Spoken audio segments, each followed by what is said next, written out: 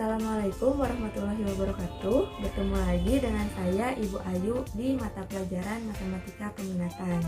Materi pertama yang akan kita pelajari yaitu mengenai persamaan trigonometri.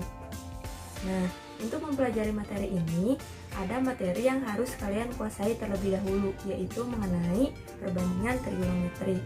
Materi perbandingan trigonometri ini sebenarnya telah kalian pelajari di kelas 10, yaitu di pelajaran matematika umum.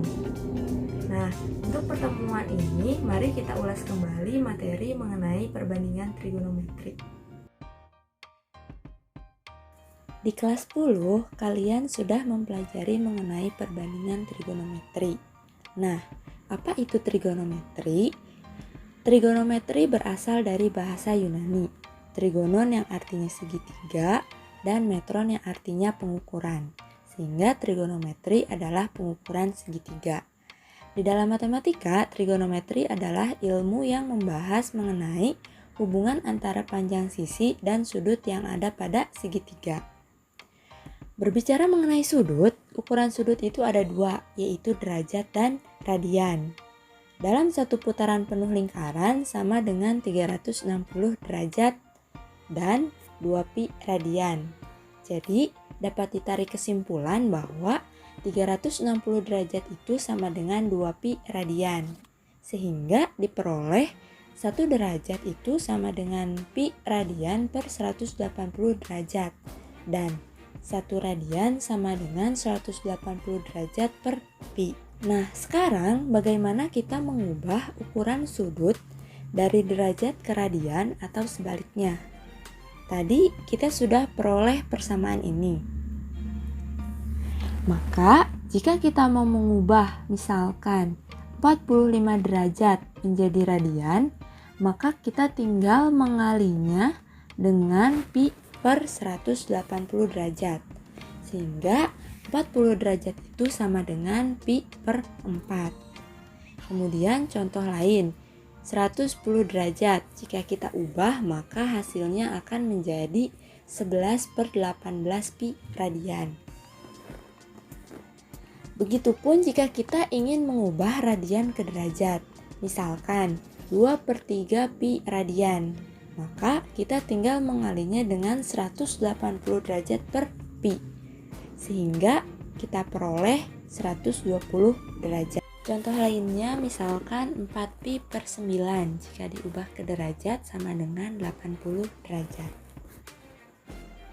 Kemudian kalian juga telah mempelajari mengenai nilai perbandingan trigonometri, sinus, kosinus, dan tangen dari sudut istimewa yaitu 0 derajat, 30 derajat, 45 derajat, 60 derajat, dan 90 derajat seperti yang ada pada tabel berikut.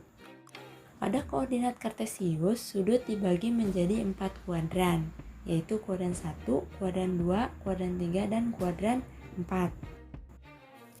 0 derajat searah dengan sumbu X positif.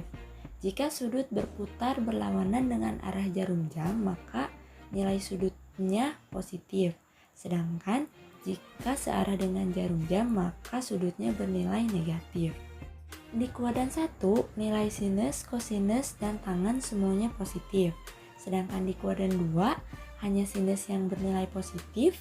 Di kuadran 3, hanya tangen yang bernilai positif. Dan di kuadran 4, hanya kosinus yang bernilai positif. Nah, grafik kuadran ini dapat kita gunakan untuk menentukan nilai perbandingan trigonometri sudut yang lebih dari 90 derajat. Jika kita lihat, pada kuadran ini terdapat sumbu X dan sumbu Y. Sumbu X yang batasnya 0 derajat, 180 derajat, dan 360 derajat. Juga sumbu Y yang batasnya 90 derajat dan 270 derajat. Batas-batas ini bisa kita gunakan seperti pada tabel berikut. Jika kita menggunakan batas pada sumbu Y, maka sinus harus berubah menjadi kosinus, kosinus harus berubah menjadi sinus, dan tangen berubah menjadi kotangen. Sedangkan jika kita menggunakan sumbu X, maka perbandingannya tetap. Sinus tetap menjadi sinus, kosinus tetap menjadi kosinus, dan tangen tetap menjadi tangen. Sedangkan untuk tandanya sesuai dengan grafik tadi, yaitu kuadran 1 nilainya semua positif, kuadran 2 hanya sinus, kuadran 3 hanya tangen, dan kuadran 4 hanya kosinus yang bernilai positif.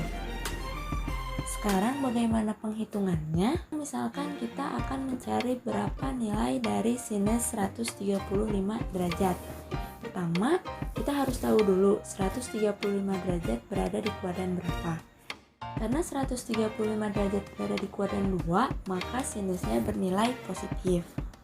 Misalkan kita menggunakan sumbu X, maka 135 derajat bisa kita nyatakan sebagai 180 derajat dikurangi 45 derajat. Karena kita menggunakan sumbu X, maka perbandingannya tetap sinus, sehingga sinus 135 derajat sama dengan sinus 45 derajat, yaitu 1/2 akar 2. Contoh yang kedua yaitu tangen 5/3 pi. Karena 5/3 pi itu sama dengan 300 derajat, maka 5/3 pi itu berada di kuadran 4, sehingga tangannya bernilai negatif. Kemudian kita gunakan batas di sumbu X lagi, maka 5/3 pi dapat kita nyatakan sebagai 2pi dikurangi pi per 3. Karena tadi tangannya bernilai negatif, maka tangan 5/3 pi sama dengan negatif tangan pi per 3, sama dengan negatif akar 3. Contoh terakhir, misalkan kosinus 7pi per 6.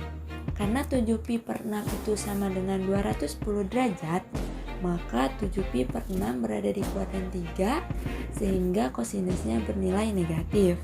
Coba gunakan batas di sumbu Y, sehingga 7pi per 6 bisa dinyatakan sebagai 3pi per 2 dikurangi pi per 3. Jangan lupa, karena kita menggunakan sumbu Y, maka kosinusnya harus diubah menjadi sinus, sehingga kosinus 7pi per 6 itu sama dengan negatif 1/2 akar 3.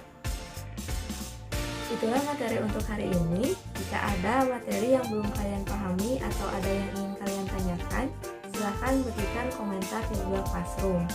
Sekian dari Ibu, sampai bertemu di pertemuan selanjutnya. Wassalamualaikum warahmatullahi wabarakatuh.